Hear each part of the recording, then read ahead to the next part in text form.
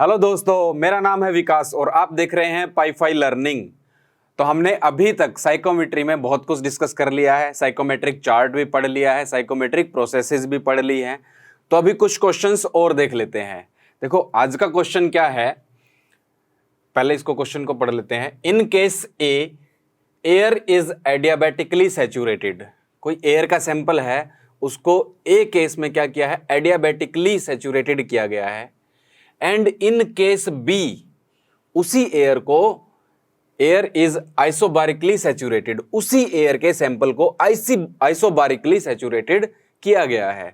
फिर उसके बाद पूछ रहा है कि सैचुरेटेड पॉइंट पे आने के बाद then saturation temperature in case A and B are respectively. Case A और केस बी में दोनों में जो सैचुरेटेड टेम्परेचर आएगा वो कौन कौन सा होगा।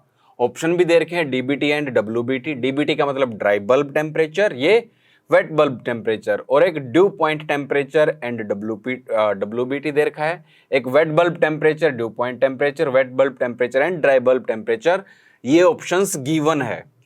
देखो क्वेश्चन इजी है, लेकिन समझ लेते हैं इसको अच्छे से कि क्या हो रहा है एक्चुअल में। तो हम बनाएंगे पहले केस ए के लिए, देखते हैं। केस ए में क्या है, एडियाबेटिकली सैचुरेटेड किया गया है एयर को। तो हम बना लेते हैं साइकोमेट्रिक चार्ट। साइकोमेट्रिक चार्ट में सपोज कर लेते हैं कंडीशन थी आपकी ये वाली, ये ये पॉइंट था, 1 पॉइंट ले लेते हैं, ये 1 पॉइंट था। फिर कह रहा है कि केस ए एडियाबेटिकली, इस एयर को एडियाबेटिकली सैचुरेटेड कंडीशन तक ले जाते हैं। सैचुरेटेड लाइन कौन सी है, ये वाली लाइन आपको पता है, ये होती है सैचुरेटेड कर्व। और इस कर्व तक ले जाना है, बट कैसे ले जाना है, एडियाबेटिकली।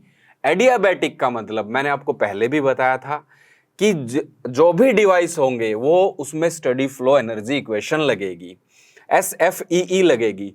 और काइनेटिक एनर्जी और पोटेंशियल एनर्जी चेंज को अगर नेग्लेक्ट कर देते हैं, kinetic energy and potential energy change को नेग्लेक्ट कर देते हैं, तो क्या आता है आपके पास, H1 plus Q is equal to H2 plus W, ये होता है WCV। और कोई वर्क डन नहीं हो रहा है, वर्क डन 0। इस इक्वेशन में हमने काइनेटिक एनर्जी और पोटेंशियल एनर्जी नहीं लिखे, क्योंकि उनमें जो चेंज है उसको नेग्लेक्ट करने के बाद ये इक्वेशन आती है। उसके बाद इस इक्वेशन में ये भी कहा है कि एडियाबेटिकली, ये जो वर्ड है ना एडियाबेटिकली, एडियाबेटिक का मतलब क्या होता है, हीट ट्रांसफर 0। ये 0 हो गया क्योंकि इक्वेशन आपकी क्या है, एडियाबेटिक। अब इस यहां पर आपको मिला H1 इक्वल टू H2, यानी कि जो 2 पॉइंट आएगा उसकी इंथैल्पी भी वही होगी जो 1 पॉइंट की होगी। तो H1 1 से 2 तक जाने के लिए हमें क्या, किस लाइन से जाना पड़ेगा, कांस्टेंट इंथैल्पी लाइन। और जो हमने साइकोमेट्रिक चार्ट में पढ़ी थी, कांस्टेंट इंथैल्पी लाइंस कैसे होती हैं, इस टाइप से होती हैं, आपकी इंक्लाइंड लाइंस होती है, उन पे इंथैल्पी कांस्टेंट रहती है। तो यहां से हम इंक्लाइंड लाइन से जाएंगे और जैसे ही इस कर्व को टच करेंगे ये पॉइंट क्या हो जाएगा, 2 पॉइंट, यानी कि ये जो प्रोसेस हुई ये प्रोसेस है ए प्रोसेस। उसने यही कहा है केस ए में एयर को एडियाबेटिकली सैचुरेटेड किया गया है।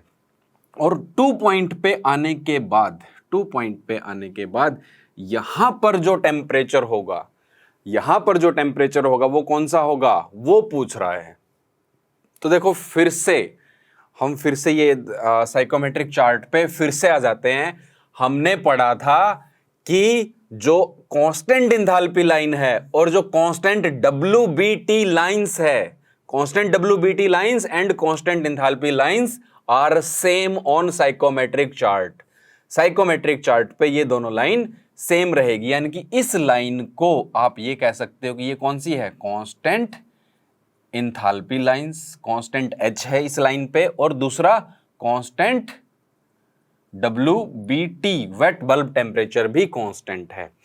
और जो वेट बल्ब टेम्परेचर होता है वो एक्चुअल में इस पॉइंट का ही टेम्परेचर होता है। तो 2 पॉइंट पे जो आपको यहां पर टेम्परेचर मिलेगा, देखो वैसे तो ये DBT है, ये लाइन इस एक्सिस पे क्या दे रहा है, DBT, बट इस पॉइंट पे इस 1 का क्या मिलेगा आपको, WBT, ये मिलेगा वेट बल्ब टेम्परेचर। जैसे वेट बल्ब टेम्परेचर, फिर याद कर लो आप, वेट बल्ब टेम्परेचर कैसे निकालेंगे कि एडियाबैटिकली सैचुरेट कर दो और सैचुरेशन पॉइंट पे जो टेम्परेचर होगा उसको बोलेंगे वेट बल्ब टेम्परेचर। अगर इसको टीएस डायग्राम पे शो करते हैं हम, टीएस डायग्राम पे कैसे बनेगा देखो, टीएस डायग्राम पे अगर ये 1 पॉइंट है तो ये वाला हो गया इसका ड्राई बल्ब टेम्परेचर।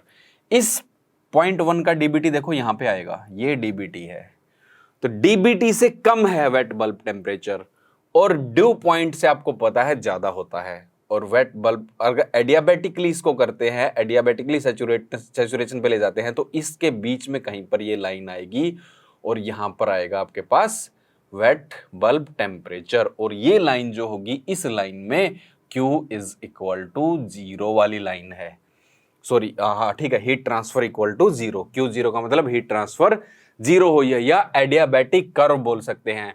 तो एडियाबैटिकली सैचुरेट करोगे तो आपको मिलेगा वेट बल्ब टेम्परेचर, तो आपको मिला वेट बल्ब टेम्परेचर, यानी कि एक केस में आपको मिलेगा, क्या मिलेगा, वेट बल्ब टेम्परेचर। अब बात करते हैं बी केस की। बी केस में क्या कह रहा है कि in case B air is isobarically saturated. Isobarically saturated, isobar किसको कहते हैं, कांस्टेंट प्रेशर प्रोसेस को। जिस प्रोसेस में प्रेशर कांस्टेंट हो उस प्रोसेस को कहते हैं आइसोबारिक।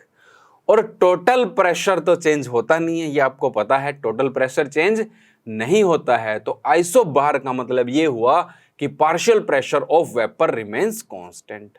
और अगर partial pressure of vapour remains constant, इस केस में अगर आप टीएस डायग्राम बनाते हो तो आपको पता है कांस्टेंट इस लाइन पे क्या है, पीवी इक्वल टू कांस्टेंट अगर लेते हो तो ये जो 2 पॉइंट है आपको ये क्या देगा, ड्यू पॉइंट टेम्परेचर। ये हमने पढ़ा है साइकोमेट्री में कि पार्शियल प्रेशर ऑफ वेपर के कोरस्पॉन्डिंग जो टेम्परेचर, सैचुरेशन टेम्परेचर आएगा वो क्या आएगा, ड्यू पॉइंट टेम्परेचर। यहां पर कैसे आएगी ये प्रोसेस, इसमें आएगा, देखो partial pressure of vapour constant, partial pressure of vapour का कांस्टेंट का मतलब W कांस्टेंट, क्योंकि W किसका फंक्शन होता है, ओनली फंक्शन ऑफ PV होता है। अगर ये कांस्टेंट है तो W भी कांस्टेंट, और इस लाइन पे आपको पता है W होता है। और कांस्टेंट W लाइन या कांस्टेंट PV लाइन आपको पता है कौन सी होती है, हॉरिजॉन्टल स्ट्रेट लाइन। तो इस पॉइंट को हॉरिजॉन्टली स्ट्रेट लाइन जब लेके जाओगे, जब ये 2 डैश लिख लेते हैं, इसको 2 डैश मिलेगा, इस जगह पे जो टेम्परेचर मिलेगा आपको, ये क्या देगा आपको, ड्यू पॉइंट टेम्परेचर। ये क्या देगा आपको, ड्यू पॉइंट टेम्परेचर। ये बी केस के लिए, बी केस के लिए आपको मिलेगा ड्यू पॉइंट टेम्परेचर। तो बी केस के लिए आपको मिला ड्यू पॉइंट टेम्परेचर।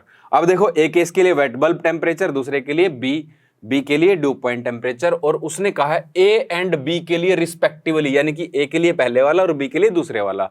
तो कौन सा होएगा, ए के लिए WBT, देखो WBT यहां भी है, यहां भी है, और दूसरा है ड्यू पॉइंट टेम्परेचर। यहां तो ड्राई बल्ब है, ये ड्यू पॉइंट, इसका मतलब ये वाला ऑप्शन सही है, इसका मतलब सी ऑप्शन सही है। ठीक है, तो ये हुआ क्वेश्चन आपका। उसके बाद नेक्स्ट क्वेश्चन हम देखेंगे नेक्स्ट लेक्चर में।